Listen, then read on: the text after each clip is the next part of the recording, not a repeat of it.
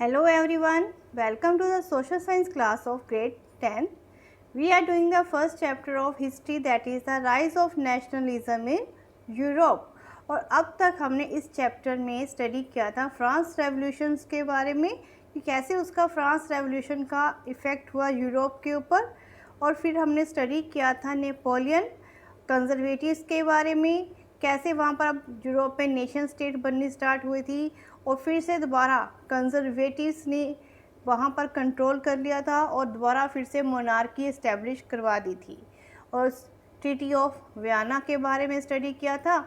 And last video में we have study about the revolutionary, that is the revolutionaries movement, and the most important revolutionary that is the Giuseppe Mazzini के बारे में study किया था कि उन्होंने फिर से दोबारा कैसे स्ट्रगल किया था कि हमें अपनी नेशन स्टेट चाहिए, दोबारा मोनार्की इस्टेब्लिश नहीं होने देंगे। तो हम यहाँ पर अब नेक्स्ट टॉपिक स्टार्ट करेंगे, that is the age of revolution, that is 1830 to 1848, that is the topic of today's lecture. Let us start today's work. Age of revolution 1830 to 1848। तो इसमें हमने मेन दो रेवोल्यूशंस के बारे में पढ़ेंगे, that is the July revolution France में और एक ग्रीक रेवोल्यूशन के बारे में स्टडी करना है।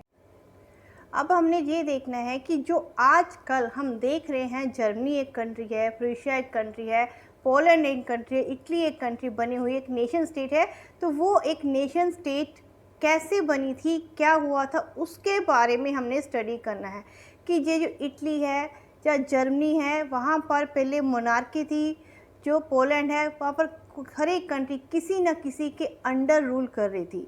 वहाँ पर मोनार्की थी, कंजर्वेटिव्स थे, उनका रूल था। जो लिबरलिज्म की आइडियाज़ आए थे या नेशनलिज्म की फीलिंग आई थी लोगों के बीच में, वो फीलिंग किसने उन्हें स्टार्ट करवाई थी, that is the middle class. Middle class लोग कौन थे, that is the professional, teachers, school teachers, the members of the commercial middle class.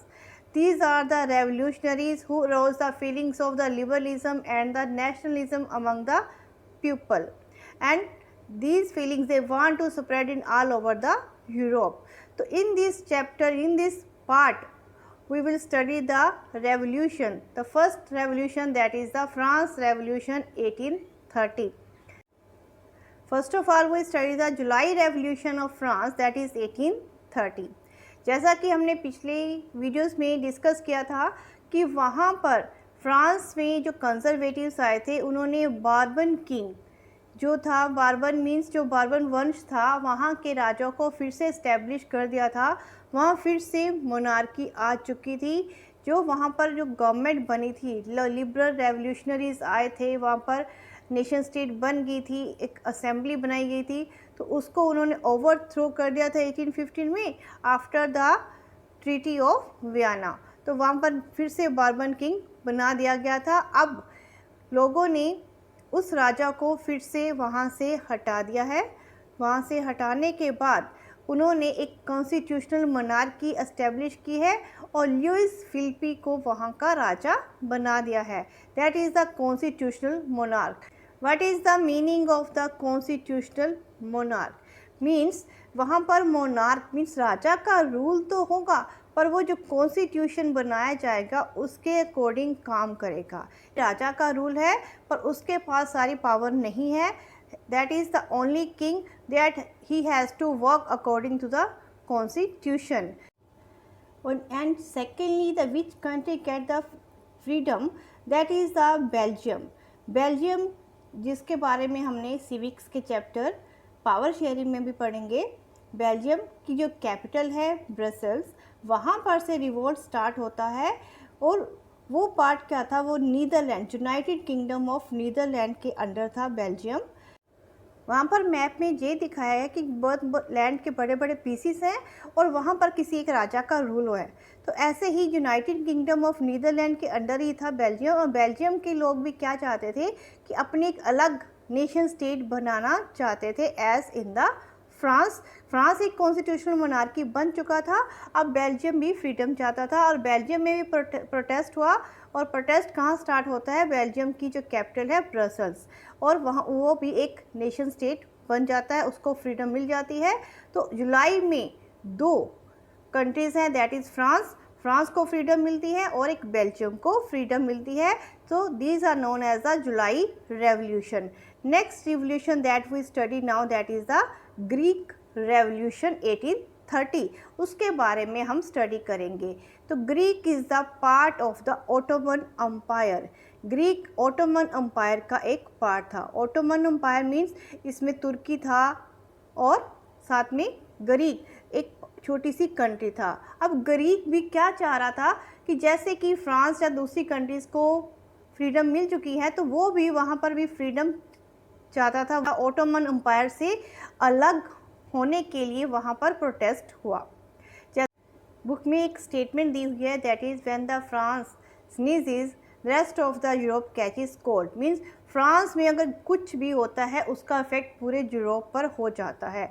अगर फ्रांस में मोनार्की है तो बाकी पूरे यूरोप में भी मोनार्की इस्टेब्लिश हो गई।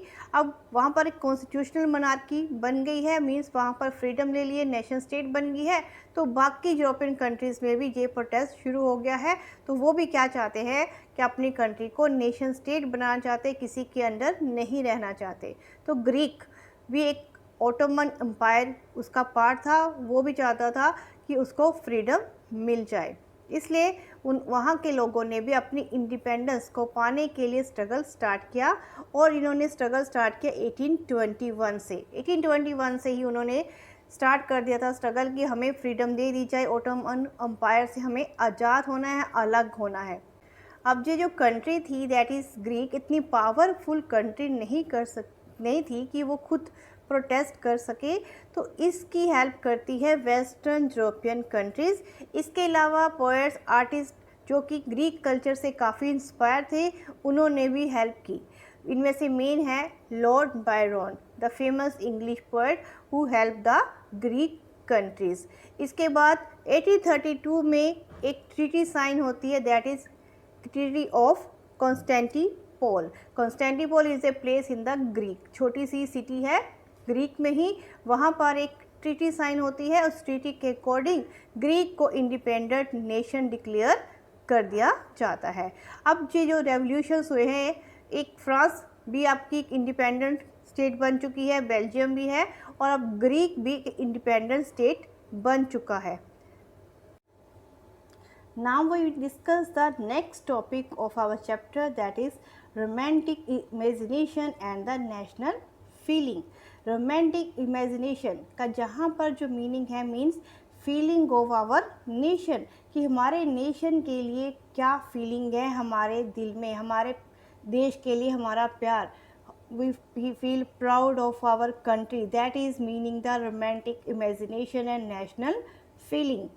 तो यहाँ पर पहले देखा जाए तो लिबरल्स आए, नेशनलिस्ट आए, जिन्होंने अब रेवोल्यूशन के थ्रू, स्पीचेस के थ्रू लोगों के अंदर नेशनलिज्म की फीलिंग जगाने की कोशिश की।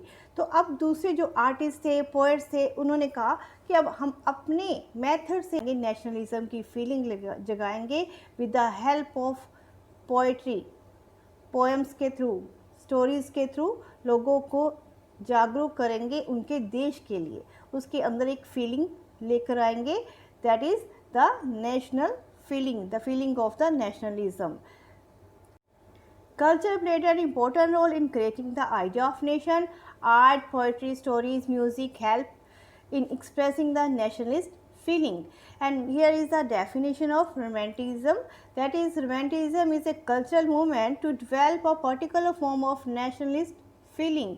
जब नेशनलिज्म की फीलिंग लोगों में जागृत हो जाती है, that is known as a romanticism, अपने देश के लिए प्यार। जैसा कि हमारे इंडिया में अगर देखा जाए, जब इंडिया फ्रीडम के लिए स्ट्रगल कर रहा था, तो ये 1857 का या रिवोल्ट हुआ, जा 1947 तक जो भी रिवोल्ट हुए हैं, तो अगर हम उनके बारे में पढ़ते हैं तो हमारे अंदर एक फीलिंग आती है, हमें ये लगता है कि ये हमारा जो कल्चर है सारा एक ही है, हम उनके साथ जुड़ जाते हैं, हमें एक अलग सी फीलिंग आ जाती है, that is known as the romanticism, उसी को कहा जाता है। and the romantic artists generally criticize the glorification of the reason and science. Means कि वो रियलिटी, साइंस और रीज़न इन सब से दूर थे। वो चाहते थे लोगों को इसके बारे में कुछ नहीं बताएंगे, कुछ साइंस या कुछ रियलिटी से दूर लेकर जाएंगे। अब लोगों के अंदर स्टोरीज़ के थ्रू, फोक सॉन्ग के थ्रू लोगों में एक नेशनलिज्म की फीलिंग जगाई जाएगी। They focused on the emotions, intuition and mystical feeling. Emotions, लोगों के अंदर एक इमोशंस जगाए जाएंगे, मिस्टिकल फीलिंग्स, इंट्यूशंस यानी लोगों के अंदर एक प्यार जगाया जाएगा देश के प्रति।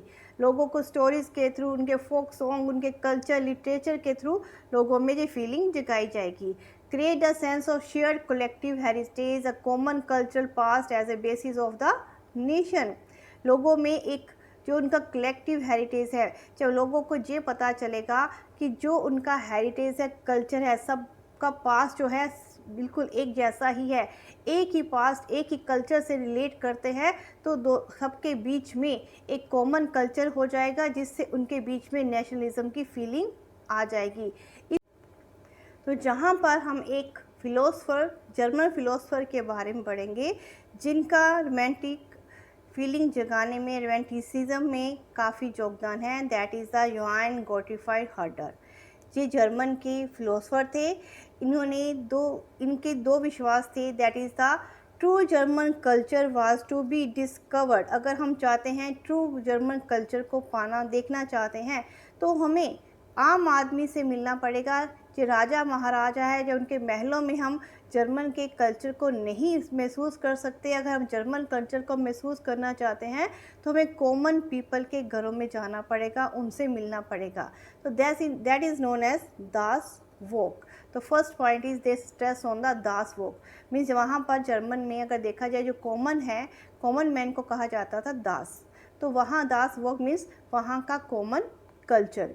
And secondly, it was through the folk songs, folk dances, folk poetry that the true spirit of nation, that is Volksgeist, was popularized. Volksgeist means the true spirit of the nation. जब हम देश के लिए, हमारे अंदर एक सच्चा प्यार जागृत हो जाता है, that feeling known as the Volksgeist. तो उन्होंने दो बिलीफ्स के ऊपर जोर दिया है। That is the culture of the common people and the true spirit of the nation. इसके थ्रू लोगों में नेशनलिज्म की फीलिंग जगाने की कोशिश की है। It is not only through the wars, speeches, revolutions we can create the feeling of the nationalism. We have the other methods also, that is creating the love for their folk songs, folk dances, their culture. That is we can arouse the feeling of nationalism among the people. इसमें second part है, that is the case study of Poland, that is a vernacular language. अगर हम अपनी language को भी use करते हैं, that is also create the feeling of nationalism among the people. For this, we study about the Poland, how the Poland people create the feeling of nationalism through the language. That we discuss in the next video. I hope today's lecture is clear to you. Thank you for watching this video.